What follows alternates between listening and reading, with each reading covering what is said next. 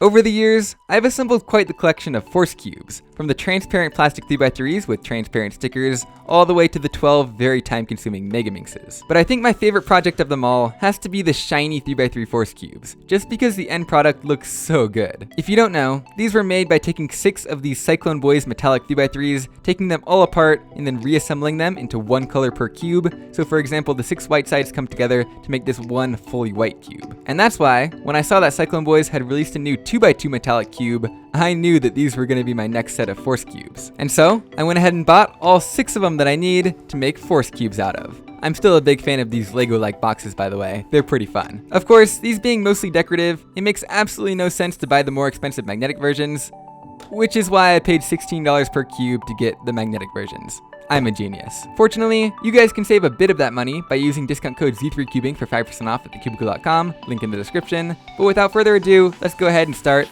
the time lapse.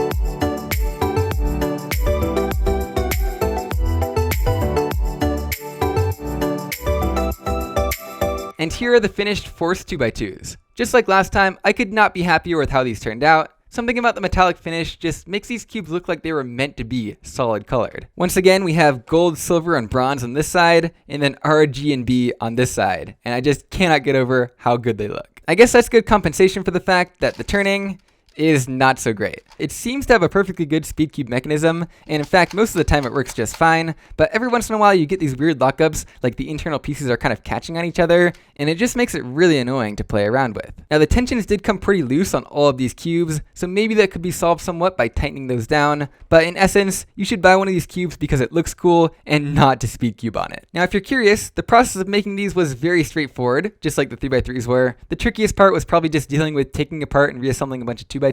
The way that I did it was just to unscrew one side and use that to take the first few pieces out and put the last few pieces back in. So once I had it completely disassembled, I went ahead and took all the caps off all the pieces. It's pretty easy. I just stuck a knife right underneath here and then pulled up. You just got to make sure you're applying force in the correct direction. And then once all the caps are off of all the pieces, you can go ahead and start putting them back on, except this time matching them up so you have one unique color per cube. And that's the essence of making force cubes. Now while we're here, I think it'd be fun to try making some patterns by swapping the pieces around between different cubes. I've done this on some of my other force cubes, like this checkerboard pattern on the 4x4 here. I think the checkerboard will look really cool on these, but before I do that, I want to try out one more thing. I'm just going to use these 4 colors here, and I want to make it so that you have 4 different bars, one of each color, running down the cube. I think that'd look pretty cool, so let's try it out.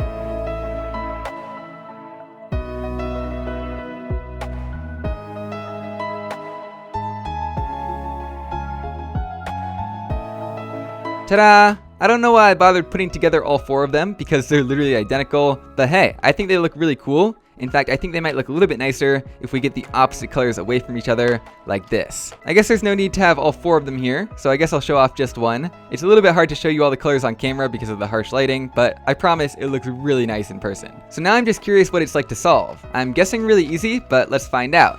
So I guess that's probably scrambled enough, and it looks like we already have 2 bars, so let's match those up. And now we have a checker pattern on the top. So I guess we can swap 2 pieces around using like a J-perm. Here we go. Again, the cube is a little bit catchy, and there we go. It's basically solved. That was incredibly easy. I guess here's sort of an alternate look of this cube where everything is kind of checkered. That also looks pretty cool. And speaking of checkered, let's bring all these cubes back out and make them all checkered. I think that'll be the coolest looking pattern.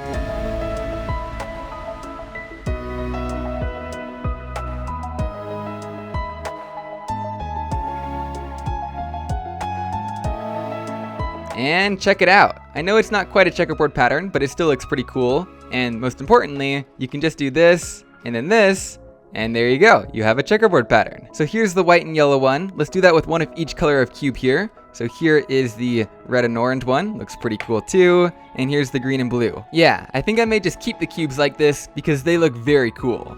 In fact, I also happen to have a matching set of shiny 3x3s right here.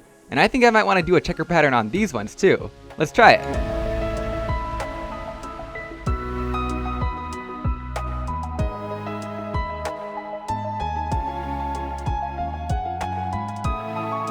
Now that is a checkerboard. Check these out. If these aren't the coolest checker 3x3s you've ever seen, then I don't know what is. The funny thing about these ones is you can turn them as much as you want and they will always be checkered because all the edges are the same color and so are the corners. That's of course different from the 2x2s where you can sort of scramble them up. Let's try it.